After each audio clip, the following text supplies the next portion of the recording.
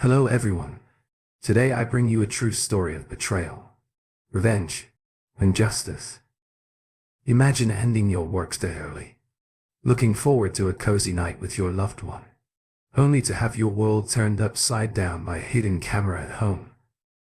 This is more than a betrayal, it's an invasion of my most intimate life and the beginning of a larger conspiracy.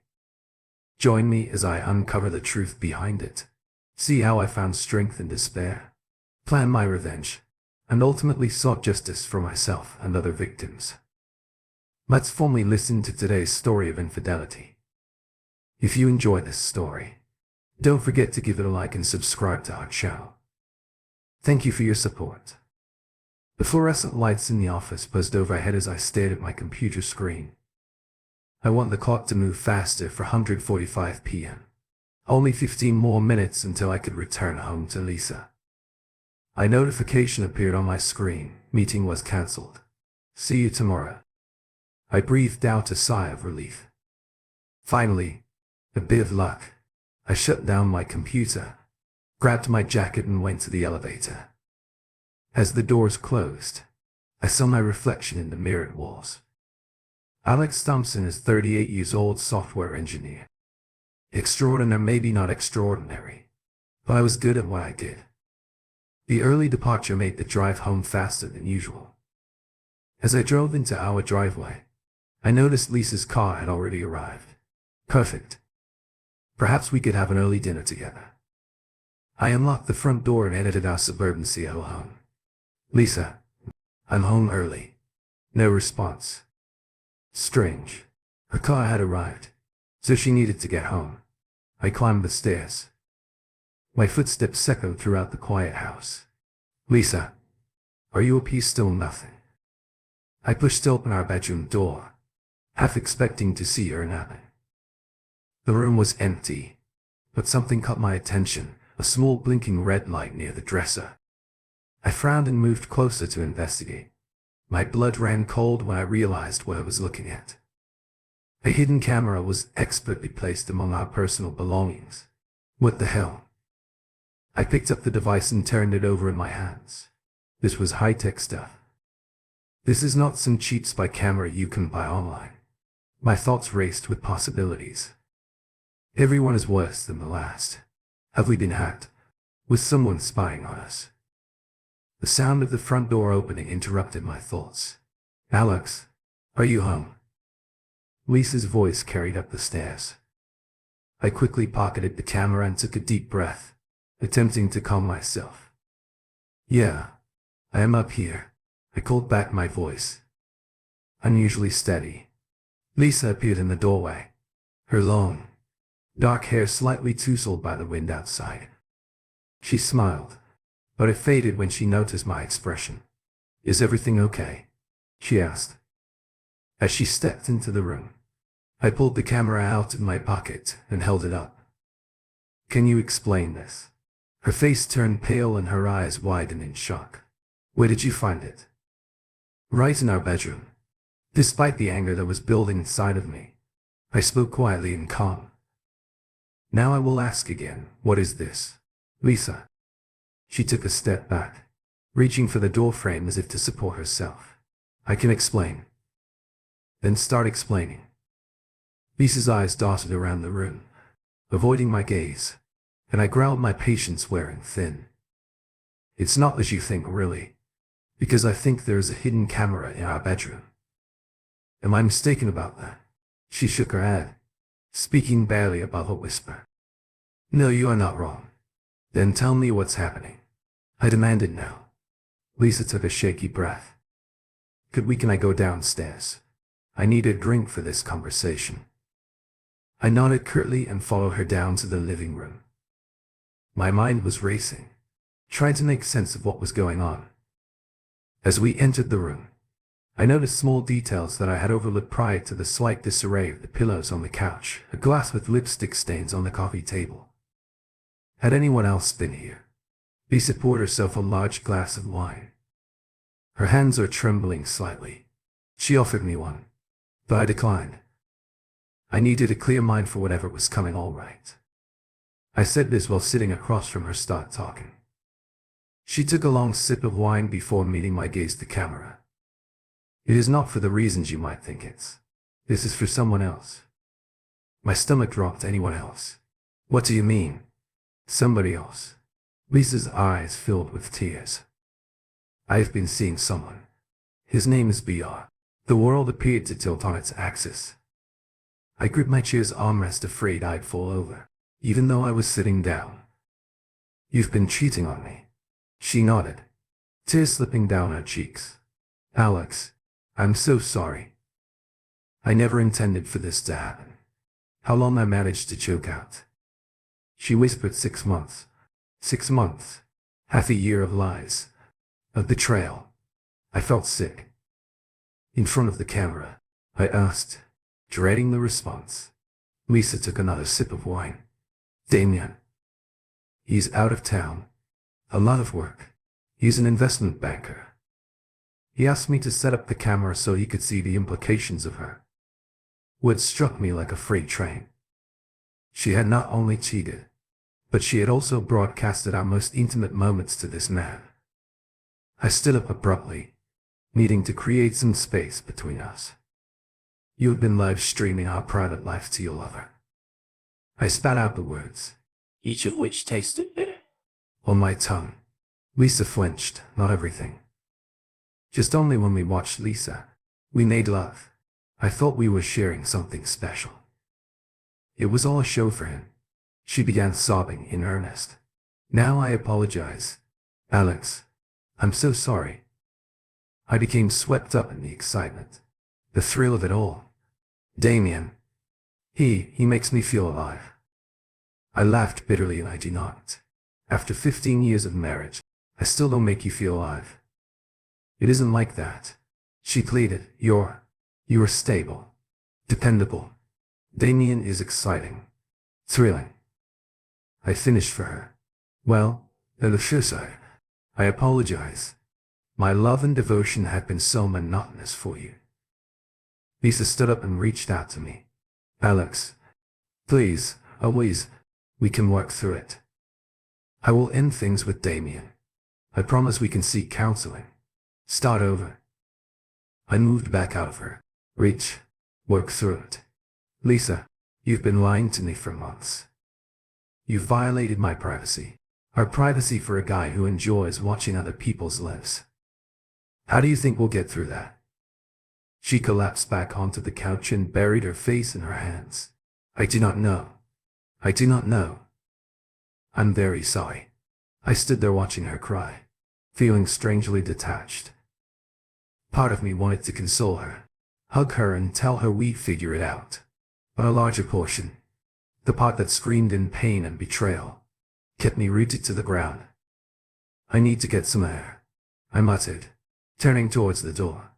Where are you going? Lisa inquired. Her voice was filled with panic. I pushed in the doorway out. Do not wait.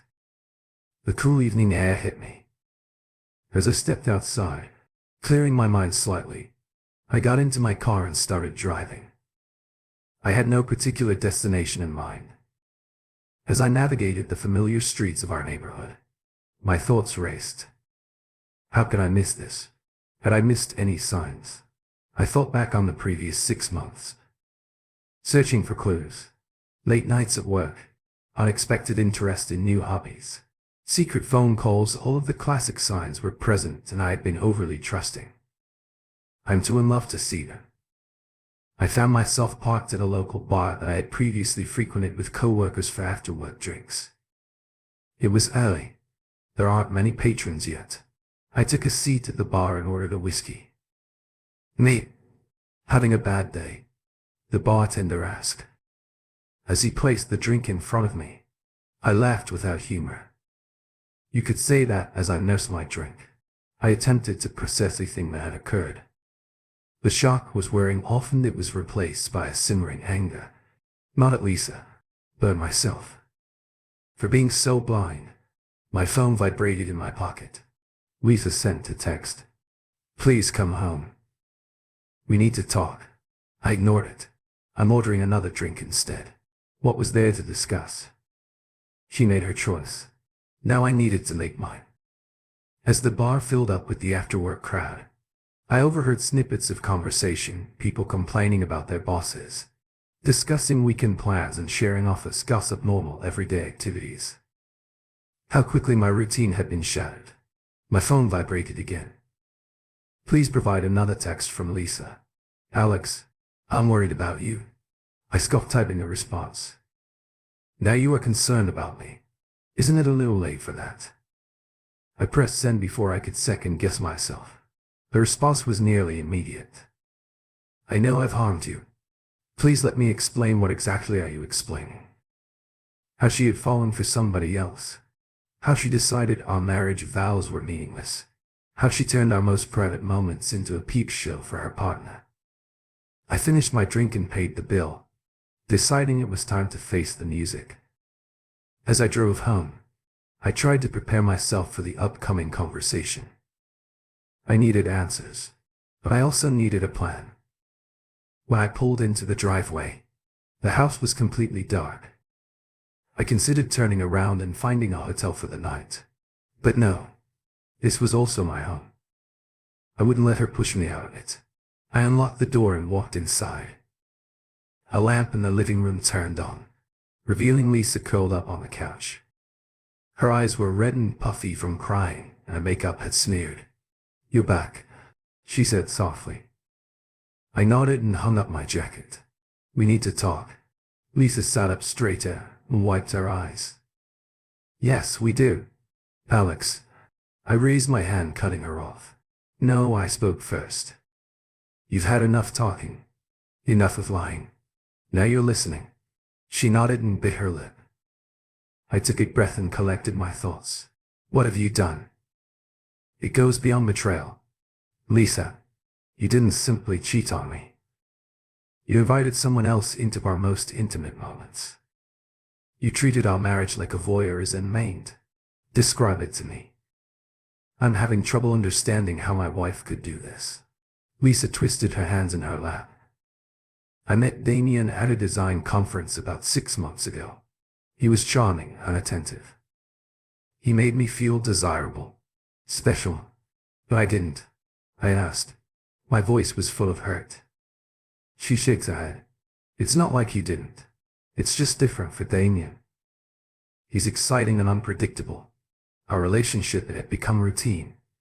This happened when I was in the first or second year of junior high school. I think I was about 13 years old. I grew up in the countryside. I subway." Lisa nodded miserably. "I know it's not an excuse. If I had been unhappy, I should have told you.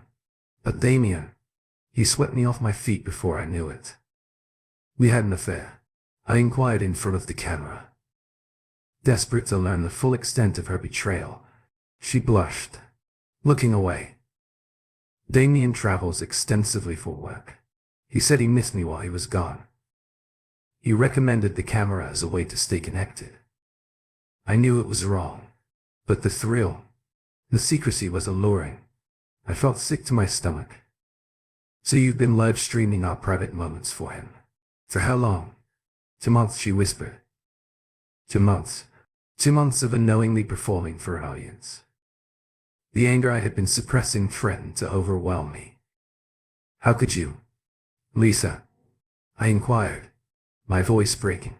"How could you do this to us? To me?" She stood up and reached out for me. "Alex, I am deeply sorry. I know I've hurt you terribly, but I still love you. We can work through it. I lend with Damien. I will do whatever it takes to make things right." I moved back out of her reach. "Love me?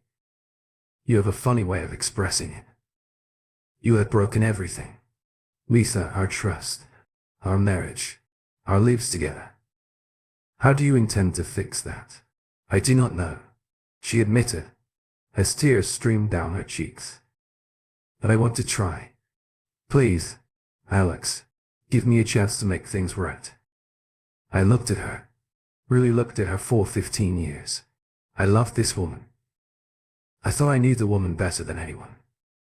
She was now a stranger to me, capable of inflicting pain in ways I could never have imagined. "I need time." I finally said it's time to think and process everything.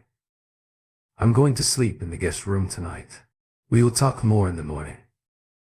Lisa nodded, wiping away her tears. Okay. I understand. Alex, I love you. I did not respond. Could not respond. Instead, I turned and walked upstairs to the guest room.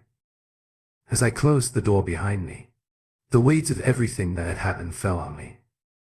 I sank into the bed, head in my hands. How had my life fallen apart so suddenly this morning? I was a happy married man. Now I was what, a victim? A fool? As I lay in the unfamiliar bed, sleep eluded me.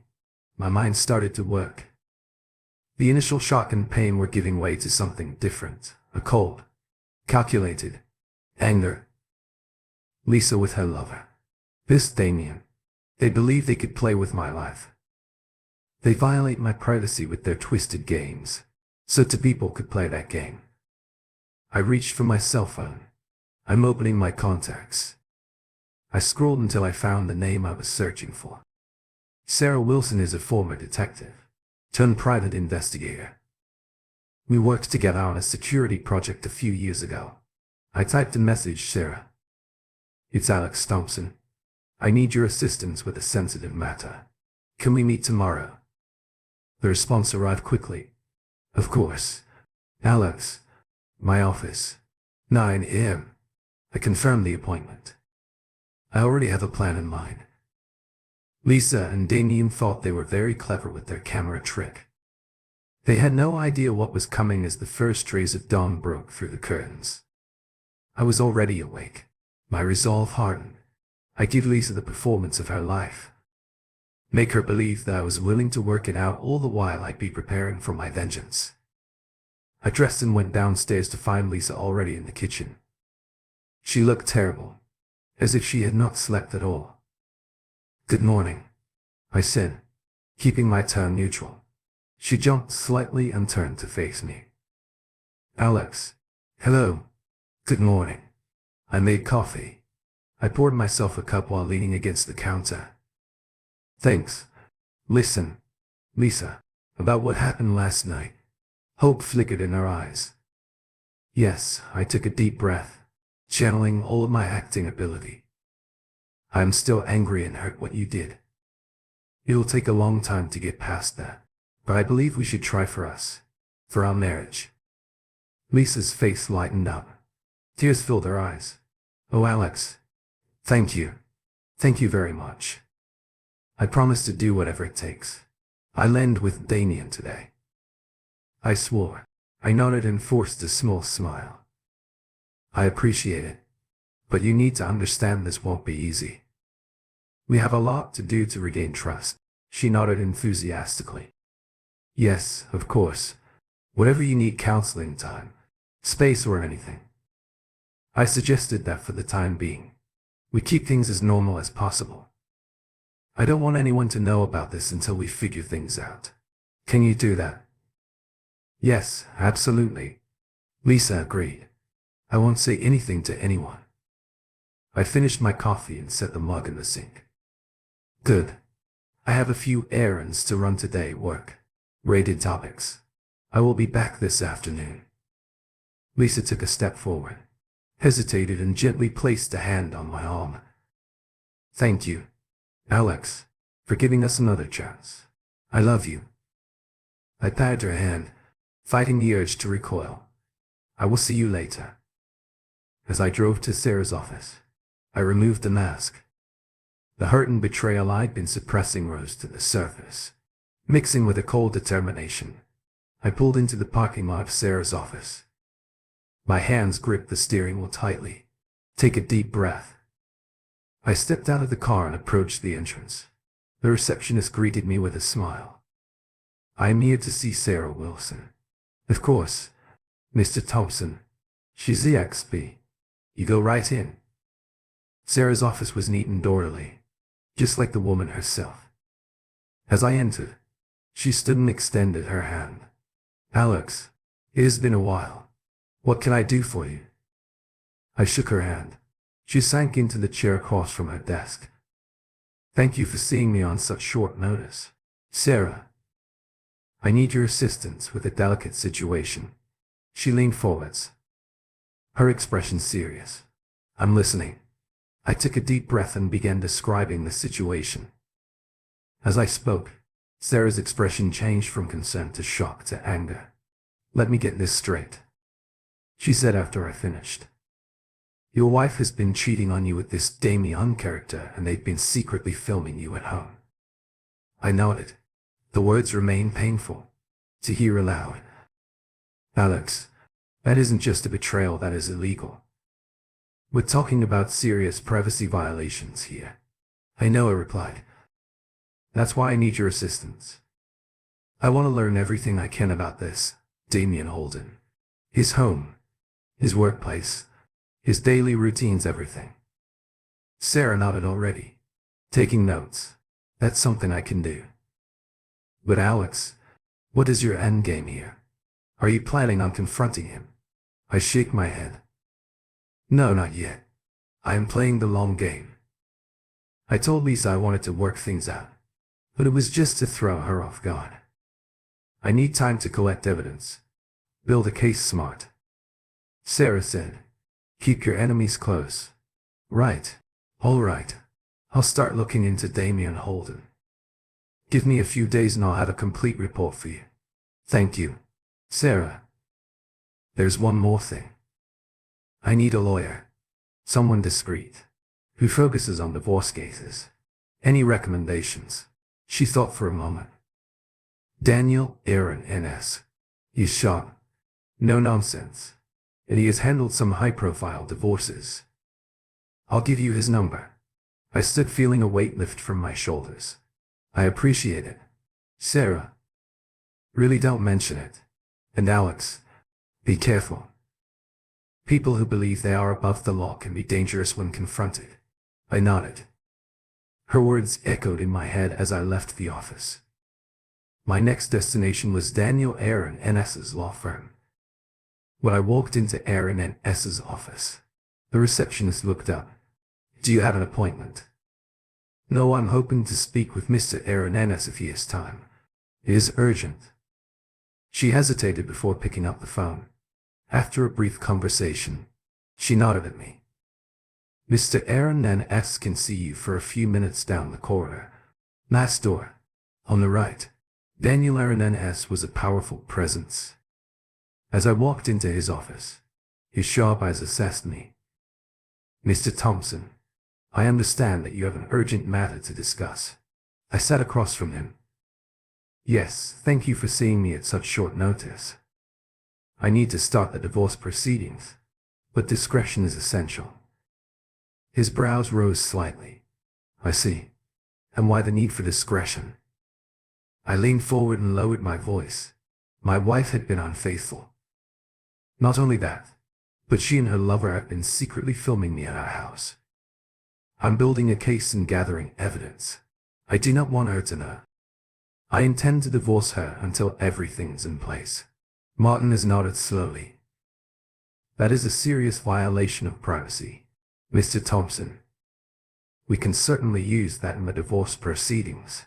Tell me more about the situation. Over the next hour, I explained everything that had happened. Aaron N.S. listened carefully, occasionally asking for clarification. All right, Mr. Thompson, he said when I was done. This is what we are going to do. I'll start preparing the divorce papers, but we won't file them just yet. We need concrete evidence of the affair and illegal filming. Can you get that? I nodded. I am working on it. I have a pie. Collecting information about the other man. Good. Meanwhile, keep your normal routine at home. Don't give your wife any reason to believe you're planning this, and whatever you do, avoid confronting her lover. We need to catch them off guard. I left Aaron N.S.'s office feeling more in control than I had since finding the camera. I had a plan, now a path forward. As I drove home, I made another call. Ethan Carter, a friend in the media industry, answered the third ring. Alex, long time since we spoke. Buddy, What up, Ethan? I need your help with something. It's big and sensitive. Can we meet? There was a pause at the other end. Sure, man. This sounds serious. Want to get a beer later? Perfect. I will text you the details. I pulled into my driveway, bracing myself for the performance ahead. Lisa was in the kitchen when I arrived, looking up with hopeful eyes. Are you back? She spoke softly. How was your day? I forced a slight smile. Productive, yours. She fidgeted with the dish towel. I ended things with Damien for good. I told him to not contact me again. I nodded and kept my expression neutral. That is good. It's a start. Lisa took a step toward me. Alex, I know I have a long way to go to regain your trust, but I want you to know how dedicated I am to making this work, to make us work. I looked at her, the woman I thought I knew very well. Now I see a stranger, someone capable of profound betrayal, but I needed to play my part. I appreciate it. Lisa, it will not be easy, but I am willing to try. She smiled with tears in her eyes. Thank you. Thank you very much. Alex, I love you. I nodded, unsure of my ability to repeat the words. I am going to take a shower a long day. The hot water cascaded over me. I let the mask slip again. The hurt, anger, and betrayal washed over me. But beneath it all, a cold determination was developing. Lisa and Damien thought they were very clever with their little games. They had no idea what was coming. I dried off and dressed. I checked my phone and saw a text from Ethan confirming our meeting later. Good. The pieces were falling into place. Dinner with Lisa was a quiet affair. We were both tiptoeing around the elephant in the room. While I helped to clear the table, she gently touched my arm. Alex, I was thinking that maybe we should look into Coop's counseling. I found a therapist who focuses on infidelity recovery. I nodded, doing my part. That may be a good idea. Why don't you set something up? Her face brightened with hope. If only she knew. Later that evening I met Ethan in a quiet bar across town. His eyes widened as I recounted the entire sordid tale. Jesus and Mark. Alex. That is insane. Are you okay?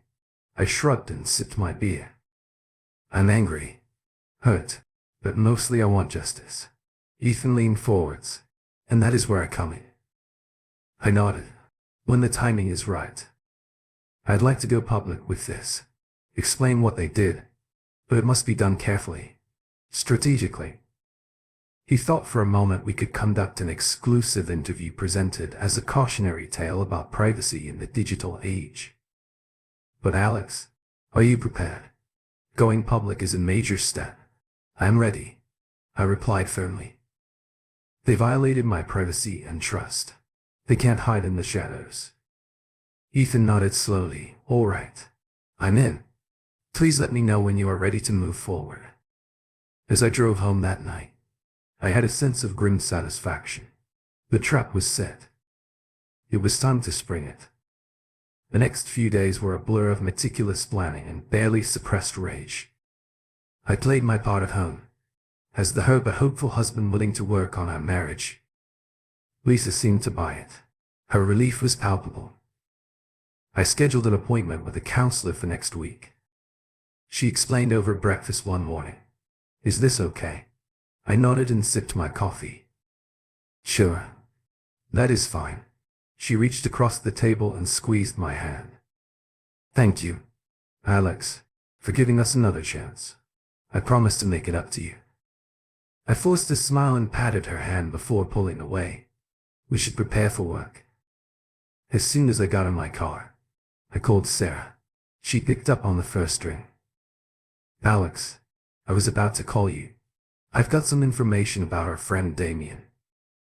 I tightened my grip on the steering wheel. Tell me about Damien Holden, a 40-year-old investment banker at Goldstein and Associates, who lives in a luxury condo downtown. He likes to present himself as a successful businessman, but he has some dark secrets. What type of skeletons? I asked, My interest piqued. Jenny lowered her voice. Let's just say, your wife isn't the first married woman he's been with. I've discovered evidence of at least 3 other affairs over the last 2 years. And get this, they all involve some form of digital surveillance. My stomach churned. So this is method of operation: seduce married women and convince them to install cameras. Looks like it. But there's more. I have reason to believe he has been using the footage for blackmail. I'm still investigating. But this guy is bad news. Alex. I drove into the parking lot at work, my mind racing. Thank you. Sarah, keep digging. I want everything you can find about him. We do and, Alex, be careful. This guy is dangerous. I ended the call and sat in my car for a moment to process. Damien was more than just a home wrecker. He was a predator, systematically targeting and exploiting women. The rage I'd been suppressing threatened to boil over. I took a deep breath and forced myself to focus. I had a plan. I couldn't let my emotions derail things. The workday had dragged my elsewhere. As soon as I could, I left the office and went to Daniel Aranenez's law office. His secretary ushered me in immediately. Mr. Thompson, nice to see you again. What can I do for you? I sat down and leaned forward. I've received new information about Damien Holden. It turns out that my wife is not his first victim. Daniel's eyebrows rose. Victim. I filled him in on what Sarah discovered something. As I was speaking, Daniel's expression became increasingly grim. Alex, this is going to change things. We're not just dealing with infidelity anymore.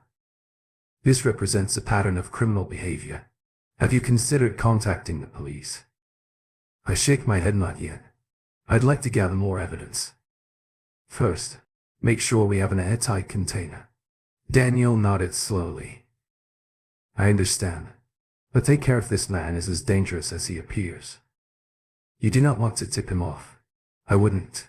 I assured him I'm playing this close to the vest. Lisa has no idea. I'm on them. Good. Keep it this way. In the meantime, I'll begin preparing divorce papers. We'll be ready to go as soon as you say the word.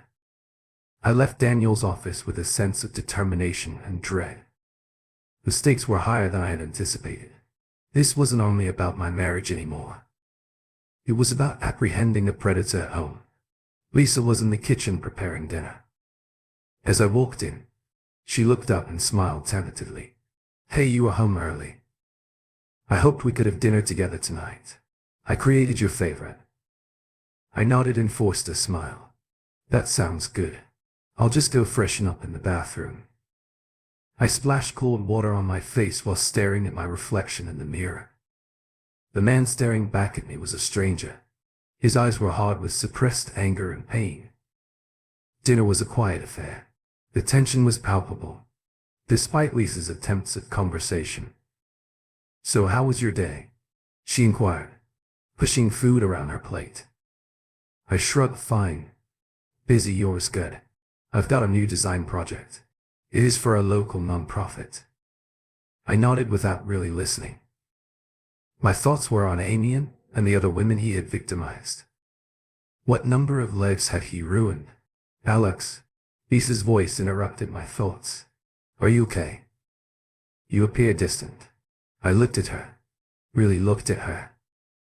The woman I've loved for 15 years is now a stranger. I am fine. Just tired. She reached across the table and touched my hand. I understand that things are still difficult between us, but I wanted you to know how much I appreciate you giving us another chance. Alex, I love you. I stood up and pulled my hand away. I'm going to bed early. Thank you for the dinner. In the guest room, I pulled out my phone and texted Sarah. We need to meet tomorrow early. Her response arrived quickly. 7 a.m. in my office. I set my alarm. My mind is already racing with plans for the following day. The next morning I left before Lisa awoke, leaving a note for an early meeting.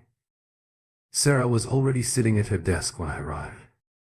There is a stack of files in front of her morning, Alex Goffey. I shake my head. No thanks. What do you have? She opened the topmost file. Damien Holden. I've been digging and it's not pretty. In addition to the events we already knew about, I discovered evidence of financial irregularities at his firm. It appears that he has been embezzling funds and using them to fund his lavish lifestyle. My eyes widened. Can you prove it? Sarah nodded. I have bank statements and transaction records. It is all here. But that is not all. Remember how I said I suspected he was using the footage for blackmail? I was correct. She took out another file and spread photographs across her desk. I recognized a woman from my company's holiday party last year. She left her husband soon after each of these women had an affair with Damien. All of them installed cameras in their homes at his request. They've all been making large, unexplained payments to an offshore account linked to Damien. I felt sick. He's blackmailing them with the footage. Sarah nodded grimly. Exactly. Your wife might be his most recent victim, but she's far from the first. I stood up and paced the small office. We have to stop him. We need to go to the police. Slow down. Sarah said we cannot simply march into the police station with this. We need a plan and we need to be cautious. Damien wields considerable power connected. If he finds out what we're doing, he may disappear or worse, frustration builds. So what should we do? We have to catch him in the act. Set a trap. How a slow smile spread across her lips. I believe it is time for you to have a very public fight with your wife, Intrigue. A public fight. What do you have in mind? Sarah's eyes glowed with determination. We need to convince Damien that your marriage is falling apart. If he believes Lisa is vulnerable, he may reach out to her again. And how do we make this happen? You're going to have a loud, public argument with Lisa somewhere busy, where people will notice a restaurant, and you might accuse her of cheating, storm out dramatically. Word will get back to Damien. I nodded slowly, the plan forming in my mind. And then what then? We wait. If Damien takes the bait, he will contact Lisa. When he does, we'll be prepared. I stood up and paced the small office. Okay, but how will we catch him in the act? We can't exactly break into his condo while he's watching the live stream. Sarah grinned. Lead it to me. I have friends in the police force who owe me favors. We will set up a sting operation. Lisa, what about her? Sarah's expression softened slightly. That is entirely up to you, Alex. However, keep in mind that she is also a victim in this, even if she's unaware of it. I nodded, my emotions, a jumbled mix of anger, hurt and the lingering memory of love. I understand. Let's concentrate on Damien for now. We can deal with Lisa later. Okay. Here's what we're going to do for the next hour. Sarah and I discussed the details of our plan. By the time I left her office, I had a renewed sense of purpose. We were going to defeat Damien, and he would never see it coming. That evening, I returned home to find Lisa in the kitchen preparing dinner. As I entered, she looked up with a hesitant smile. Hey, you're at home. I hoped we could have dinner together tonight. I created your favorite. I forced a smile, remembering my part in our plan. That sounds good. I will just go freshen up. I washed my hands and looked at my reflection in the mirror. The man staring back at me was a stranger. His eyes were hard. With suppressed anger and determination, I took a breath to brace myself for what was to come. Dinner was a quiet affair. The tension was palpable, despite Lisa's attempts at conversation. So how was your day? She inquired, pushing food around her plate. I shrugged, playing my role. Fine. Busy. Yours good. I've got a new design project. Used for a local non-profit. I nodded, only half listening. My mind was focused on the plan regarding the trap we were about to set. Alex. Lisa's voice interrupted my thoughts. Are you okay? You appear distant. I looked at her, really looked at her. The woman I've loved 15 years is now a stranger. I am fine. Just tired. She reached across the table and touched my hand. I understand that things are still difficult between us, but I wanted you to know how much I appreciate you giving us another chance. Alex, I love you. I pulled my hand away and stood up abruptly. I need to get some air. I'm going on a walk. As I stepped outside into the cool evening air, I took out my phone and dialed Sarah's number. It is time. When she responded, I said, let us do this the next day.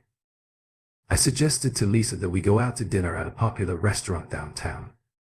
She enthusiastically agreed, clearly hoping it was a sign of reconciliation.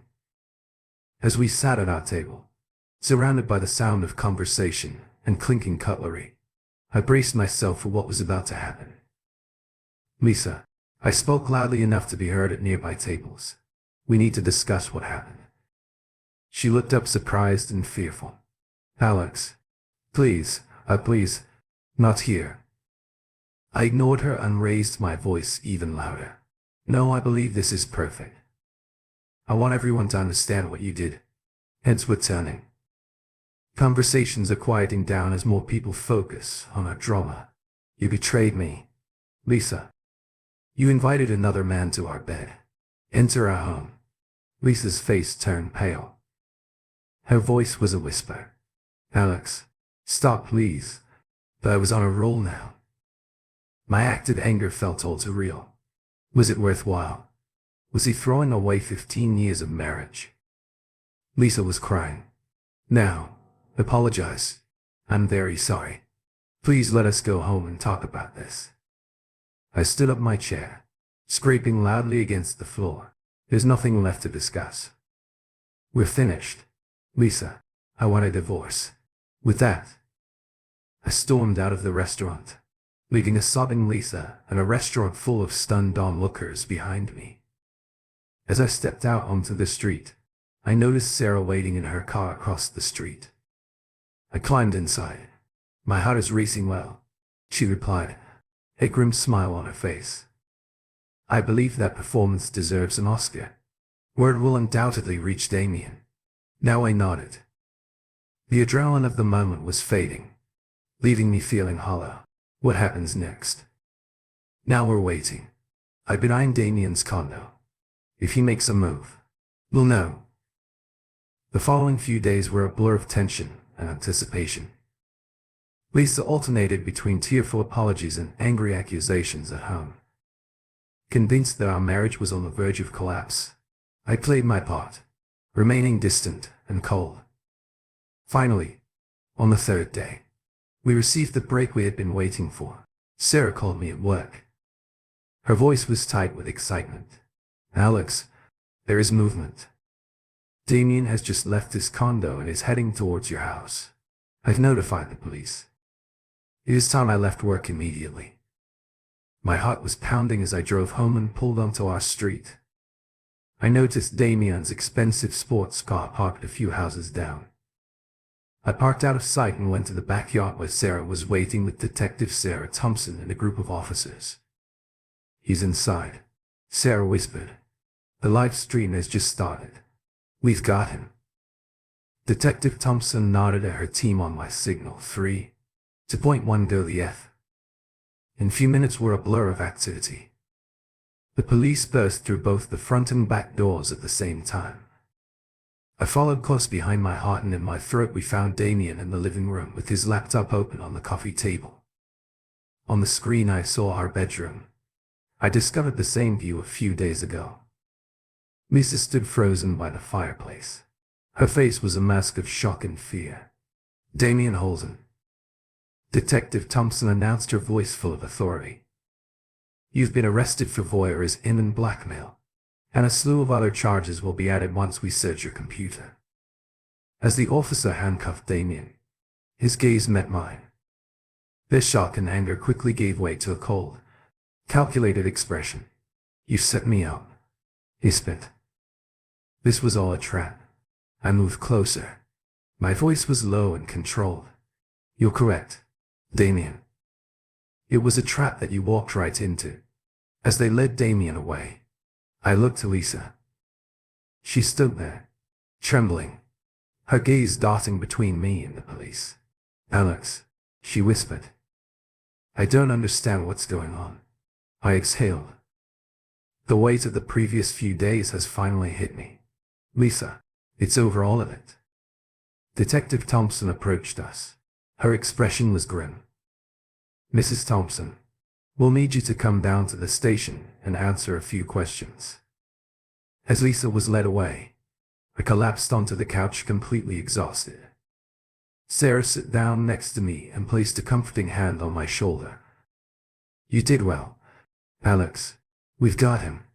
I simply nodded, unable to speak. We had acquired Damien, but at what cost? My marriage was in ruins. My trust was shattered. As I sat in the silence of my living room, I realized that this was not the end. It was simply the beginning of a new chapter in my life. The days following Damien's arrest were a blur of police interviews, meetings with Daniel, and awkward silences at home with Lisa. The gravity of what had occurred seemed to loom over our home like a dark cloud. One evening I sat in the living room reviewing some documents Daniel had sent over. Lisa approached hesitantly. "Alex, can we speak?"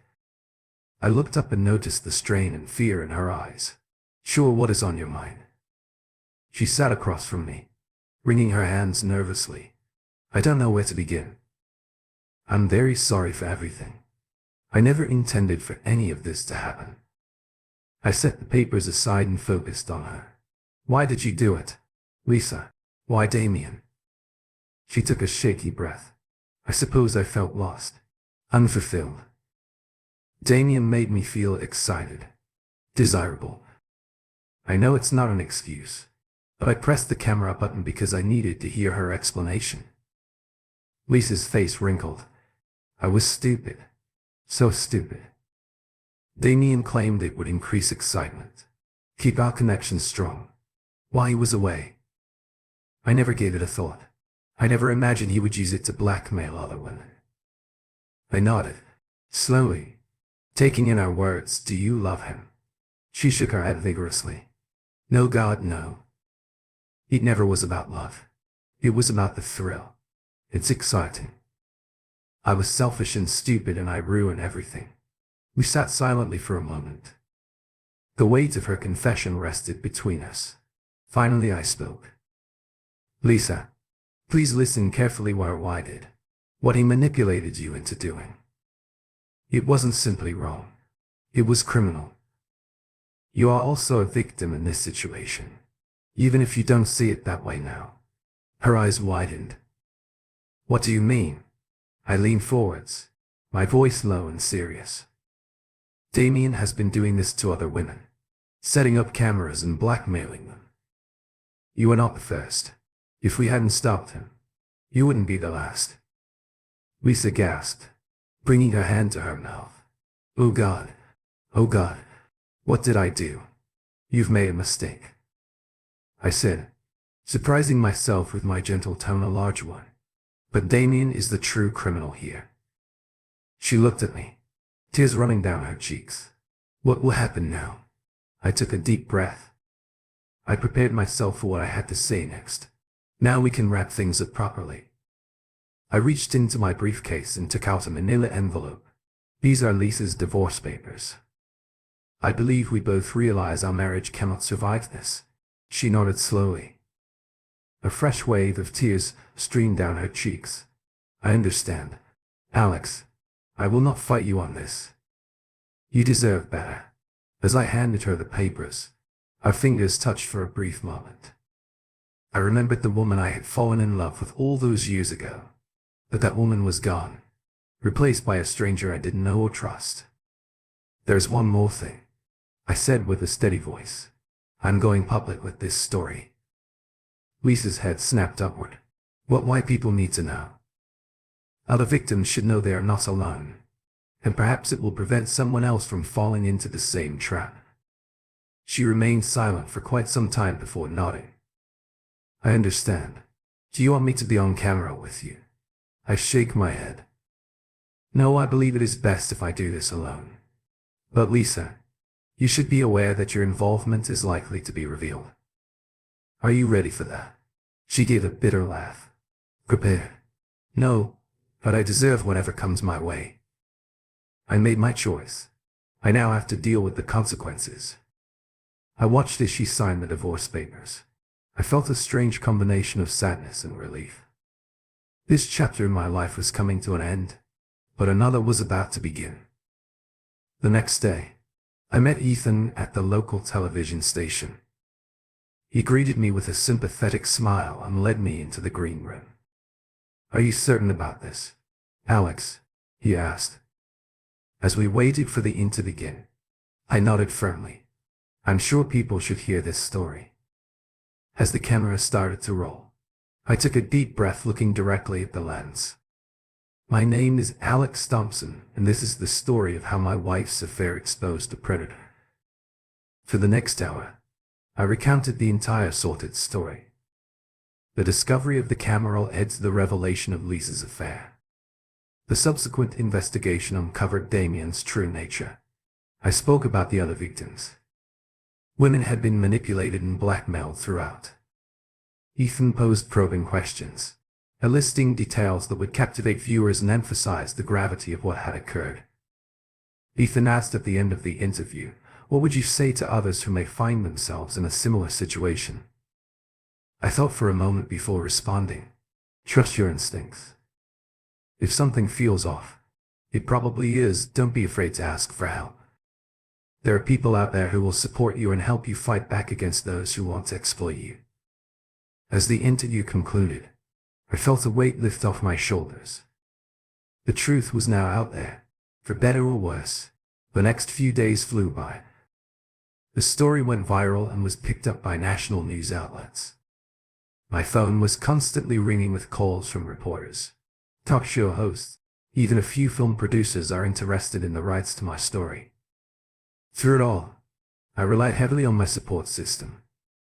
Sarah, Daniel, and Ethan became my rock, guiding me through the sudden onslaught of attention. One afternoon, about a week after the interview aired, I received a call from Detective Thompson. "Mr. Thompson, I thought you'd like to know. We've officially charged Damien Holden. With the evidence we discovered on his computer and the testimony of other victims who have come forward, he faces a substantial prison sentence." I exhaled a breath. I hadn't realized I was holding. "Thank you, Detective. That's good to hear." This happened when I was in the first or second year of junior high school. I think I was about 13 years old. I grew up in the countryside. She added, "We also found evidence of financial crimes. Mr. Holden appears to have been embezzling money from his company to fund his extracurricular activities." I shake my head. I'm still amazed at Damien's level of depravity. "How about the other women? The people he blackmailed? We're currently working with them." Detective Thompson assured me that your story gave many of them the courage to come forward. "Mr. Thompson, you have done a good thing here."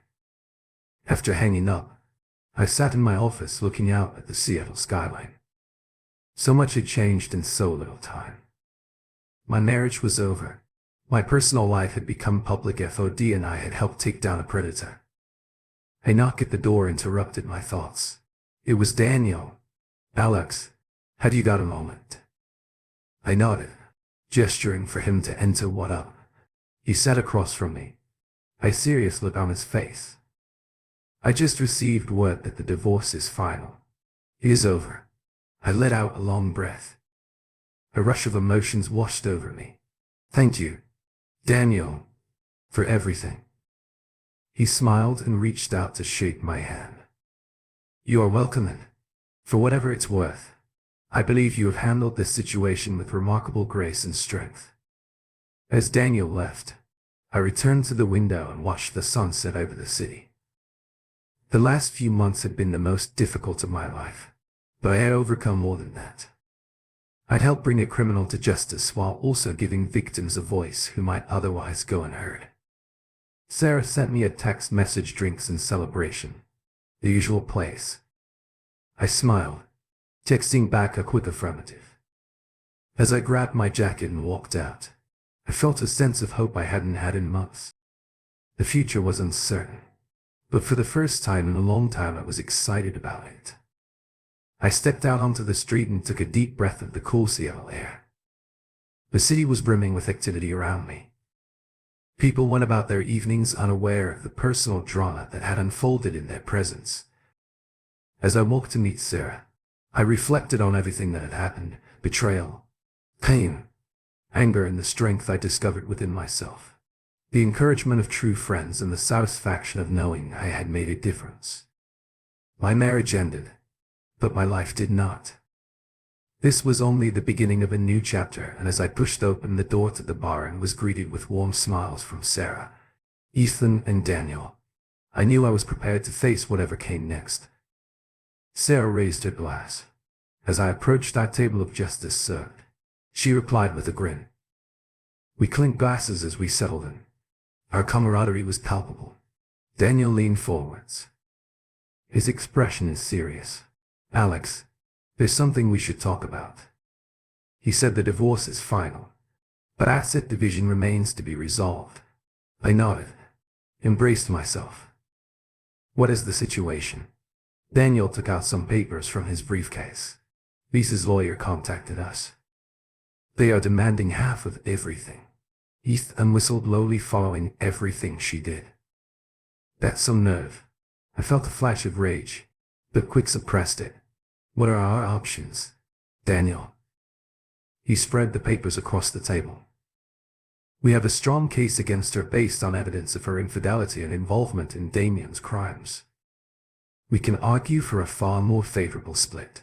Sarah leaned in. Her detective instincts activated. What kind of evidence are we discussing? Daniel's eyes met mine. Alex, the decision is entirely up to you. How far would you like to take this? I paused for a moment, considering my options. The hurt and anger were still present, but so was a weariness that I couldn't shake. I do not want to drag this out any longer than necessary. Finally, I suggested we offer her a fair settlement, but make it clear that if she insists on more, we will go to court. Daniel nodded, taking notes. That strikes me as wise. WEK draft an offer tomorrow. As the night went on, our conversation turned to lighter topics. Ethan regaled us with stories from his most recent investigation, while Sarah shared some of her most bizarre cases for the first time in months. As last call approached, I began to laugh genuinely. Sarah raised her glass once more to newcomer Jennings. She spoke, her eyes meeting mine. We echoed the toast. The words struck a deep chord with me. New beginnings indeed. The next morning, I awoke to a flurry of text messages and missed phone calls. My television interview had aired nationwide and the response was overwhelming. I called Ethan with my head spinning. What's happening? My phone has been blowing up all morning. Alex, you are currently trending. Ethan spoke with excitement in his voice. Your story struck a chord. People are calling you a hero for exposing Damien and speaking out for the other victims. I sat down heavily. The weight of it all struck me. A hero. I did not feel like a hero, Ethan. I simply did what I had to do. That is precisely why they are responding to you. You said you are real. You are reliable, and you've given people a voice after they've been silent for far too long. As the days passed, the media frenzy persisted. I received countless messages from people who shared their own experiences with betrayal and manipulation. It was overwhelming, yet also deeply moving. One afternoon, while I was going through my emails, Detective Thompson called me. Mr. Thompson, I have some information regarding Damien Holden's case. I sat up straighter. What is it, Detective? Despite the overwhelming evidence against him, the prosecution has offered him a plea deal. They're confident he will accept it. He's looking at a minimum of 15 years. I let out a breath that I hadn't realized I was holding. Thank you for informing me. How about the other victims? Many have come forward, thanks. in large part due to your public statement. We are working with them to create additional cases after we hang up. I sat in silence for a long time processing the news. Damien would face justice. The other women he had abused would have their day in court. It gave me a sense of closure, or at least the start of it. Later that week I met with Lisa one last time to finalize our divorce agreement. She appeared pale and drawn as she entered Daniel's office. "Alex," she said softly, "I saw your interview." I nodded, unsure of what to say. She took a deep breath. "I want you to know that I am not contesting anything in the settlement. You're correct. I do not deserve half for what I did. I just want it to be over." Daniel looked at me, eyebrows raised. I thought for a moment before speaking. "Lisa, you did something wrong." It deeply hurt me, and it allowed Damien to continue his criminal behavior. But I meant what I said during the interview. "You are also a victim in this situation." She looked up surprised, and I continued. "I don't condone your actions, but I recognize that Damien manipulated you. I hope you will seek assistance to process all of this." Tears filled her eyes. "Thank you, Alex. I do not deserve your kindness, but I do appreciate it, and I sincerely apologize for everything." As we signed the final papers, I felt like a chapter in my life had come to an end. It was bittersweet, but I was prepared to move forward. In the weeks that followed, I threw myself into work and started volunteering for a local organization that helped victims of digital crimes. Helping others recover from similar traumas was also deeply healing for me. Sarah called, "Hey, Alex," as I stood in my office looking out at the Seattle skyline. "How are you holding up?" I smiled, realizing that I felt truly good. "For the first time in months, I'm doing well. Actually very well. I'm glad to hear it." She said, "Listen, some of us are getting together this weekend. I thought you might like to join us." The invitation sent a warm feeling through me. "I'd like that, Sarah. Thanks." As I hung up, I returned to the window and watched the sun set over the city. My life had been upended. My trust was shattered. But I had survived more than that. I discovered strength I never knew I possessed. The future stretched out before me, uncertain but full of possibilities. I was ready for whatever happened next. I knew I had true friends by my side and a newfound purpose directing my path. The last rays of sunlight painted the sky in brilliant orange and pink. I felt a sense of calm come over me. This was not the conclusion of my story. It was simply the beginning of a new chapter where I finally felt ready to write. Here's the next story. We eagerly awaited the arrival of the passengers at the airport baggage claim area. My brother-in-law, Christopher, was there with his 2 daughters, Sophia 9 and Isabella 7. I was accompanied by my 12-year-old son, Michael, and my 99-year-old daughter, Abigail. The children were holding a large sign that read, "Welcome home, Mom." My wife, Emily, and her sister Olivia took a 2-week vacation to Biz's beaches. It's an excellent way to escape Minnesota's cold winters, particularly in January. Finally, the passengers started arriving at the door. When the children saw their mothers, they erupted in cheers. Both women had stunning tans and bright smiles. Emily kissed Michael and Abigail and hugged them tightly. Then she turned to me, and I received the passionate kiss. I hugged her and found it difficult to let go. "I've missed you so much. Darling, wait till tonight." "Honey," she whispered into my ear, "I'll show you how much I've missed you." And that night she definitely proved it. After 15 years of marriage, she has learned a few things about me. One of those things is how much I enjoy lines. After the kids went to bed, we went straight to our bedroom.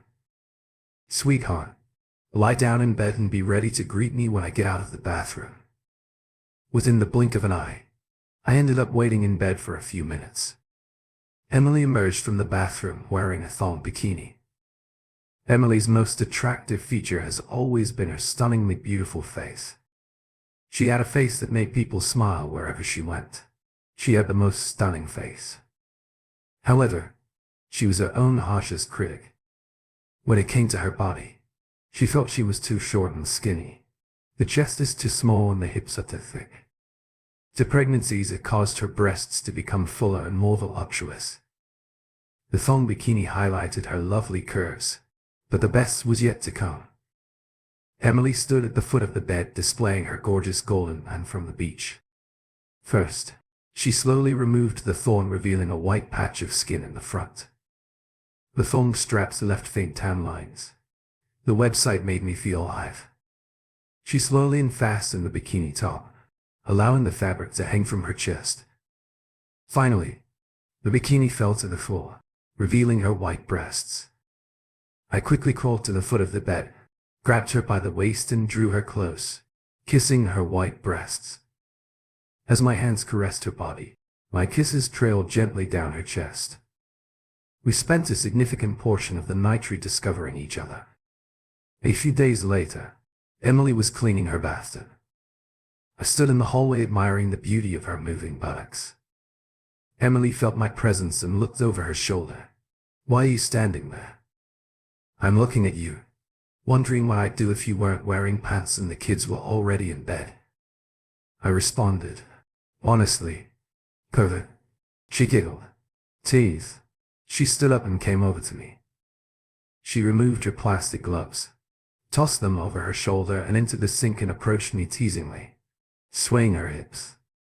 She pressed her entire body, including her belly, against my aroused body. "This is how you can tease. I grew up in the countryside," she explained.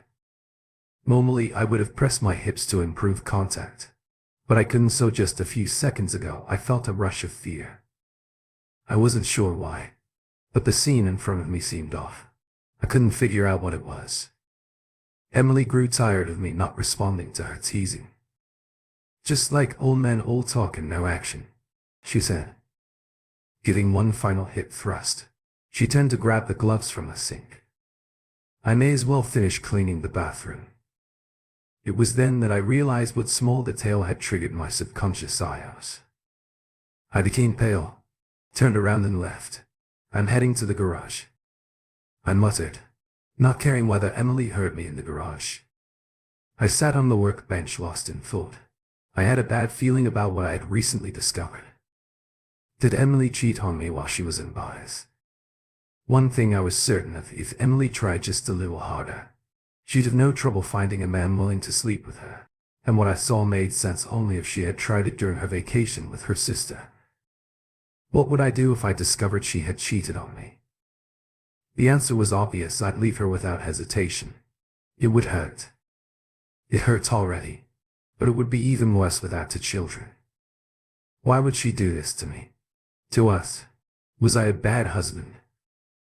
These questions lingered in my mind for the remainder of the evening, but despite my strong suspicions that she had cheated on me, I had no evidence. So how can I be certain that the affair took place 3 miles away, in another country? I can't confront her because she'll just deny it. Can I confront her sister? I considered this idea for a while, but the two sisters have always been equally stubborn. I've known them my whole life. If one cheats, the other will do. I needed to tell Christopher about my suspicions. I returned home after hearing Emily call me. "What were you doing in the garage all this time?" Emily asked. "You can't get your cold after about 2 hours." "Oh, just cleaning up a little," I explained simply. Then an idea hit me. I didn't want to sleep with her anyway. I already got a cold. It struck me this morning. I believe I'll sleep on the couch for a few days. Emily clearly didn't like this idea. "All right. I will make you some herbal tea before you go to bed." She suggested that chamomile could help. After Emily had gone to bed, I was left alone with my thoughts. My mind jumped erratically from one idea to the next. Why did she do this? What can I do? Should I talk to Christopher to see if Olivia cheated? At some point, I realized there was a foolproof way to find out if Emily was unfaithful. She was addicted to staying in touch with all of her friends and acquaintances via social media. Emily had around 6 or 7 friends in her address book. There were even more if she had contacted someone in Buys. I was certain she had exchanged contact information so they could stay in touch.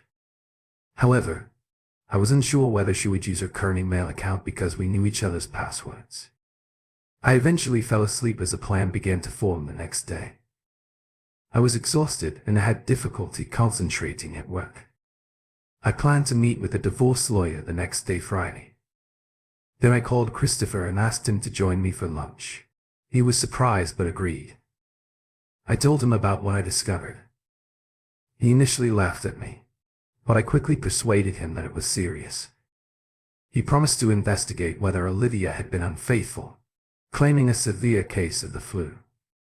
I left the office early and arrived home around 3 p.m. I immediately set up a key logging program on a home computer. It took me a week to discover the truth. Emily had logged into a different email address. Her password included our children's names and ages. Just a few days since returning from Buys, she was in daily contact with Greg, Emily, and Olivia sent explicit emails. Olivia had also slept with a man named Aaron. I forwarded all of Emily's emails to myself and then deleted any traces of my monitoring from my email account. I forwarded several of these emails to Christopher.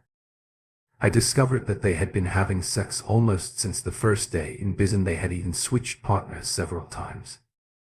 They were already planning to meet again in Chicago next month, so the girls would pretend to go shopping, while the 2 longtime friends pretended to watch the Chicago Blackhawks. A quick search of Emily's and Olivia's social media pages yielded 2 new friends, Greg Anderson and Aaron Collins, both from Illinois.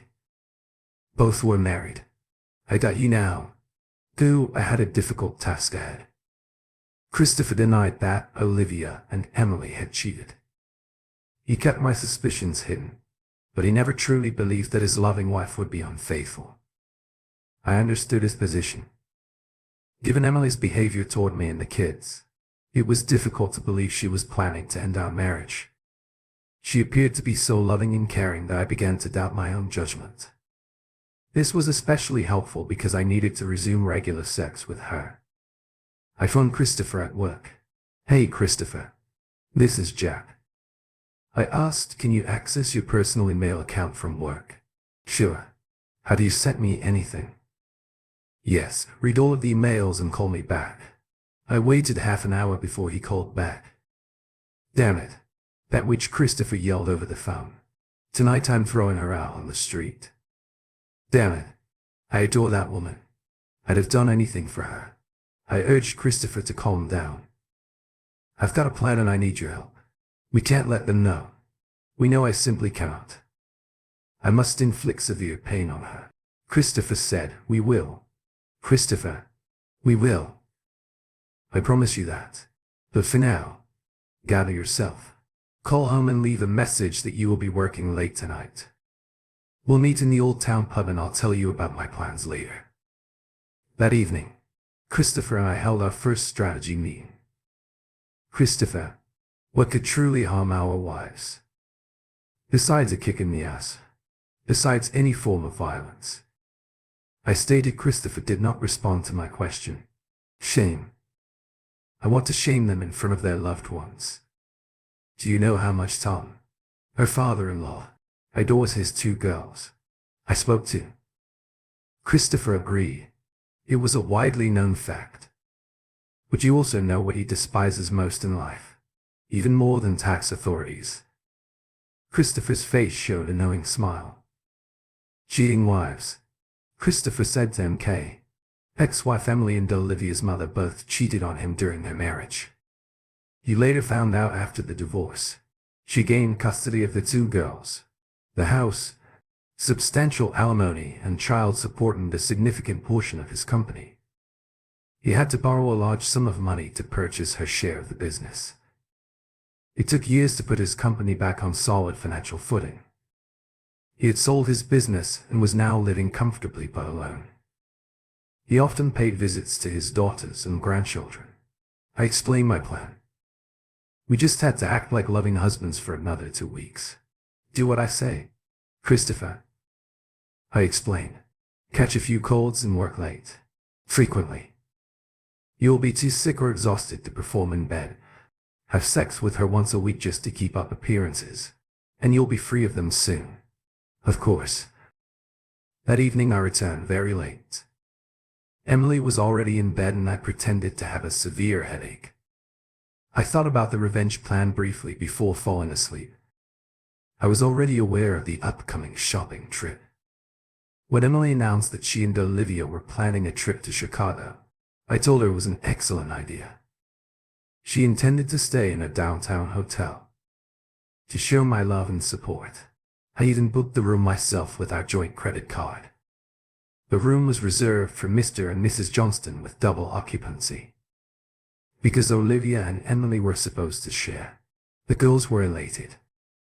Christopher also offered to pay for her room. This room was reserved for Mr. and Mrs. D. Rowe as a double occupancy, since Olivia and Emily were supposed to share this room as well. Christopher and I set it up so that they both thought we were booking just one room. We knew the girls weren't going to share a room, but we had no idea their lovers would be present. The girls intended to take Friday off, fly to Chicago in the morning and return on a late flight from Chicago on Sunday. The following week I spoke with Emily's father, Tom Raines. I told him I wanted to surprise the girls by taking the kids and him to Chicago for a family gathering. Tom thought the trip was a great idea since it was only 2 weeks after our 15th wedding anniversary. I asked Tom to book 3 rooms. He expected a huge surprise. Christopher and I were disgusted by our wives' behavior. That morning, when we dropped them off at the airport, they acted like 2 schoolgirls on their first date, laughing at everything and nothing while brimming with nervous energy at the security gate. We kissed them on their cheeks. They didn't even notice that neither Christopher nor I had said, "I love you." Christopher drove back into town. I pulled out my cell phone and made a quick call. "Hello, this is Johnston." I explained to the private detective I had hired. "They'll be landing in Chicago shortly. Is everything in place?" "Yes," Ellen White responded. "They'll be in rooms 2011 and 103 and everything is set up for audio and video. I will have everything ready for you when you arrive tomorrow." The next morning, we all gathered at the airport. During the flight, Tom switched seats with my son, Michael, and sat next to us. "Listen, son, don't think of me as just an old foolish G-izer," he spoke to me. "You and Christopher look like you're going to a funeral. You two are up to something. What is the problem?" "I apologize for keeping you in the dark, Tom," I responded. "I know you adore your daughters more than anything.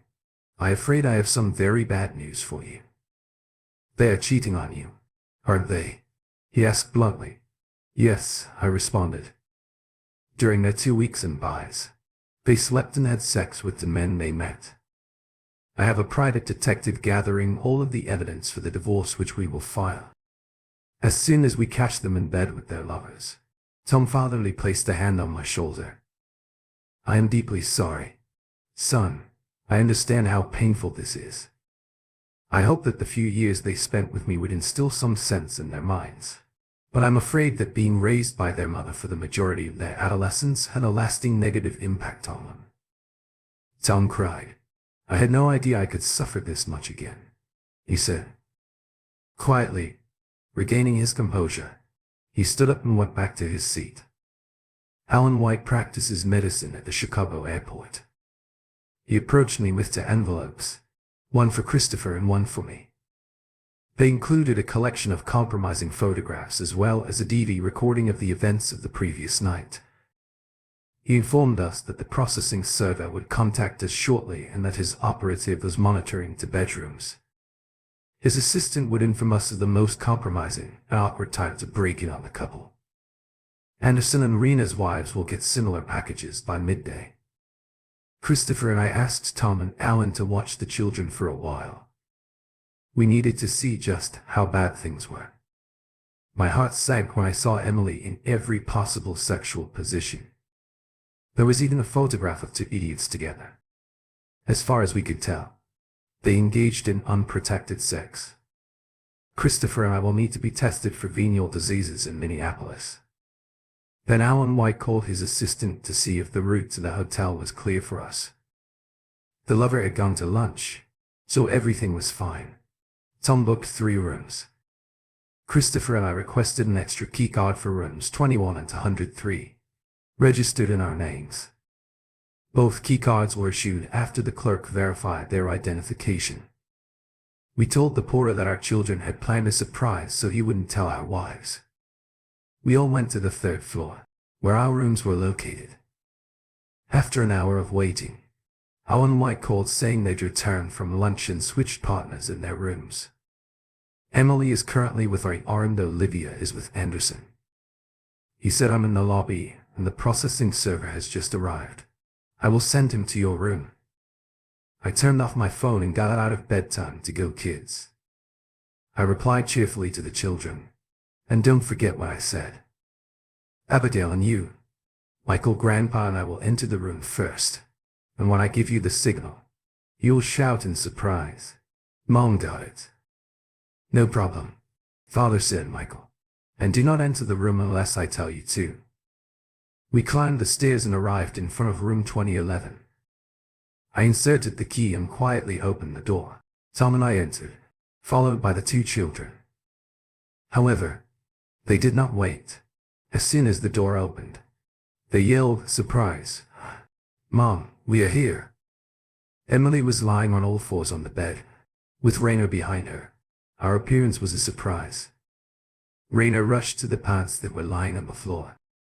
He quickly put them on, grabbed his remaining clothes and dashed out of the room. Well, at least he acted quickly. Emily jumped out of bed and started gathering clothes. This cannot be happening.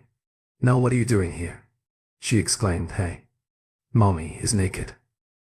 Abigail squeaked and squeezed between Tom and me. I sent AB my fingers. The process server has entered the room. He asked Emily Johnston, the only naked woman. That's my mother, Abigail said, attempting to be helpful. The process server gave her an envelope.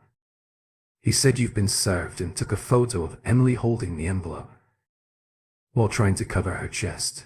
You left. Come on, kids. Let's leave Mom to get dressed. We left the room. Emily cried on the floor. She knew exactly what was inside the envelope. Christopher and his children were in the hall. I said to Christopher, now it's your show. Olivia's experience was not as smooth. Anderson was an aggressive person. When he was pulled away from having sex with Olivia from behind, he became enraged at the unexpected visitors. He punched Tom in the face. Christopher didn't need any more reasons to express his disappointment, and the first sensation in the son felt was Christopher punching him. Olivia scratched his face to defend her father. It was a noble gesture on our part to protect the old man. I entered the room, grabbed Anderson and threw him into the bathroom away from the children, tossing his clothes behind him. Get dressed and leave, jerk, I said to Tom. Christopher and the kids exited the room with no shame. Olivia followed them, wrapped only in a blanket. Her father turned to her with a stern expression.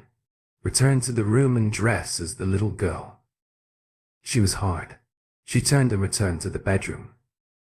The processor had vanished during the argument but was now standing in the doorway. Olivia Dero, yes. He handed her the envelope. You have been served. We all went back upstairs. The initial plan was to spend the night there and have one final conversation with our wife, but I was not in the mood to be in the same room as Emily. I grabbed our luggage and told the kids we were leaving. Tom said he wanted to stay. He had plenty to say to his daughters. Christopher and his children joined us in Minneapolis 4 months later. Despite Emily's repeated requests for forgiveness, the judge reviewed our case and granted us an uncontested divorce. Tom had a difficult time convincing Emily to sign the divorce papers. The house was mine because I inherited it from my parents. Before meeting Emily, I also received primary custody of the children, but I did not request any money from Emily. Tom ensured that they were well taken care of. Our other assets were divided equally, and Tom gave me a generous gift the following Christmas to help me get back on track financially. He explained to me that it was from Emily's future inheritance anyway. Christopher's divorce proceeded similarly, except that their home was jointly owned. However, shortly after the divorce, Christopher and Olivia resumed dating, and I'm confident they'll reconcile. What a shame. As for Emily and me, there's no chance I'll ever get her back. I kind of believed her when she said she deeply regretted what she had done. I believe she still loves me. My problem is that her betrayal completely destroyed my love for her, leaving it in the dust of her infidelity on the beaches of Biz. I couldn't love her anymore for the sake of the children. We are very polite to each other, but that is all I will ever say one day, while waiting for the kids to get ready to go with her. She asked me, Jack, how did you even find out about the foolish thing I did in Buys? I don't understand. It's my love of tan lines. I responded I was wearing a bikini the entire time. We never visited a nude beach or anything like that. Think about it. Emily, what did you do? Every time you cleaned the bathroom with all of the required chemicals, I collected everything I needed. She told me to put on plastic gloves and roll up my sleeves. You forgot one thing you always did first. I said you removed your rings including your engagement ring and wedding band. You didn't have tan lines on your fingers. Thank you for tuning in. If you enjoyed this episode of the story, please give it a like, and don't forget to subscribe to get notifications for updates.